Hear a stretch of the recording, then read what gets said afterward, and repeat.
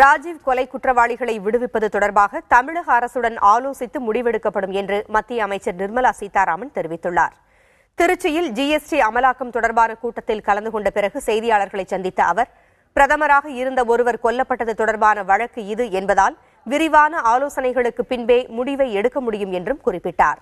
தமிழகத்தில் எய்ம்ஸ் மருத்துவமனை அமைக்கப்படுவது உறுதி என கூறிய நிர்மலா சீதாராமன், மருத்துவமனை அமையும் இடம் குறித்து மத்திய சுகாதாரக்குழு அறிவிக்கும் என்றும் தெரிவித்தார்.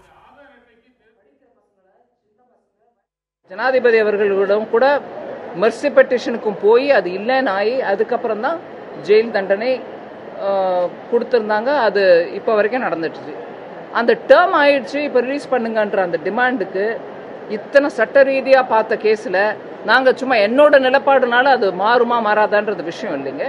இது சட்ட நுணுக்கத்துடன் பொருந்திய விஷயம், ஹியூமன் ரைட்ஸ் விஷயம் எல்லாம் இதில் கலந்துருக்கு. அதனால் கவர்மெண்ட்ஸ் பேசிக்கிட்டு மாநில அரசானாலும் மத்திய அரசானாலும் பேசிக்கிட்டு தான் அதை பொசிஷன் எடுக்கணும்.